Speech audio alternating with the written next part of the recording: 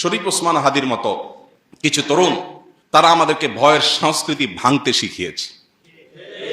তারা শিখিয়েছে কিভাবে ভয়কে জয় করতে হয়। আপনার আমার অনেকের মতো তারও একটা ছোট্ট বাচ্চা আছে, মায়া আছে, এবং সে জানতো সে যে পথে পা বাড়িয়েছে এই পথে মৃত্যু অবধারিত, সেটার জন্য প্রস্তুত ছিল, আগে থেকে ঘোষণা দিয়েছে। পরিচিত ভাই ব্রাদারকে বলে গেছে, আমি মরে গেলে আমার বাচ্চাদের দিকে খেয়াল রাখিও, জাস্ট ইট, আর আল্লাহ খেয়াল রাখবেন, যথেষ্ট। বহু লেবাসধারী ধার্মিকের চাইতে, বহু লেবাসধারী তথাকথিত আলিমের চাইতে এই ধরনের তরুণরা আমাদের জন্য এই ক্ষেত্রে অন্তত উত্তম উদাহরণ। যুগে যুগে ওসমান হাদিরা ঘরে ঘরে জন্মায় না, ওসমান হাদিরা জেলায় জেলায় জন্মায় না, প্রতি বছর জন্মায় না, কিন্তু এরা আমাদের যুবকদের জন্য শিক্ষা, আমাদের সবার জন্য শিক্ষা, অনুপ্রেরণা। কিভাবে ক্ষুদ্র গণ্ডির ঊর্ধ্বে উঠতে হয়, কিভাবে ক্ষুদ্র চিন্তার বাইরে যেতে হয়, কিভাবে ভয়ের কালচারা সংস্কৃতির দেয়ালকে, প্রাচীরকে ভেঙে দিতে হয়, এটা শেখানোর মতো মানুষ ঘরে ঘরে হয় না। আমার তরুণ বন্ধুরা, আমার যুবক ভাইয়েরা, আজ পশ্চিমা দুনিয়া, অমুসলিমদের যে সংস্কৃতি আর কৃষ্টি কালচার, এটার প্রভাবে আমরা প্রভাবিত হয়ে আমাদের কাছে ভোগ, মোজ মাস্তি এটাই জীবনে পরিণত হয়ে গেছে।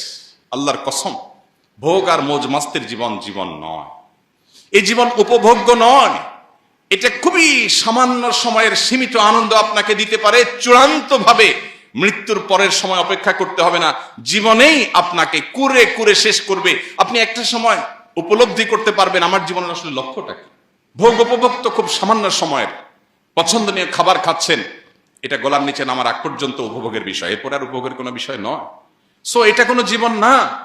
জীবন হলো সংগ্রামের জীবন, জীবন হলো ন্যায়নিষ্ঠতার জীবন, জীবন হলো আল্লাহর দাসত্বের জীবন, জীবন হলো আল্লাহর গোলামের জীবন, জীবন হলো প্রকৃত অর্থে আল্লাহর সামনে নিজেকে সঁপে দেওয়ার জীবন। জীবন হলো ত্যাগের নাম, জীবন ভোগের নাম না। জীবন হলো স্যাক্রিফাইসের নাম, জীবন উপভোগের নাম না। জীবন শুধুমাত্র বস্তুবাদের নাম না, জীবন হলো আখিরাত মুখিতার নাম। মুসলমানের সম্মান নিহিত আছে দুইটা জিনিসের মধ্যে, এক মৃত্যুর ভয়কে জয় করা, দুই দুনিয়ার মোহের ঊর্ধ্বে উঠা। বেঁচে থেকে কি হবে? বেঁচে থেকে কতকাল বাঁচতে পারবো? 1000 বছর তো বাঁচতে পারবো না, মরতে তো হবেই। তাহলে সে মৃত্যুটা কেন গৌরবের মৃত্যু হবে না? সে মৃত্যুটা কেন সার্থক মৃত্যু হবে না? সে মৃত্যু কেন হাজার হাজার তরুণকে উজ্জীবিত করবে না? সে মৃত্যু কেন বহু মানুষের বিবেককে খুলে দিবে না? সে মৃত্যু কেন অন্যকে অনুপ্রাণিত করবে না?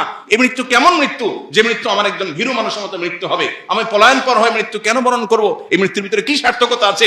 এই মৃত্যু তো সবাই বরণ করে, গরু ছাগলেরও তো মৃত্যু হয়। আমি মানুষ, আমি প্রাণী, আমি মুসলিম, আমি আল্লাহর নবীর উম্মত, আমি বড় বড় সাহাবীদের অনুসারী, অতএব আমার মৃত্যু তো অন্য 10 জনের মৃত্যু মতো হতে পারে না। আমি একজন আদর্শবাদী মুসলিম হতে হয়, আমার চোখে মুখে থাকবে দুনিয়া জয় করার স্বপ্ন।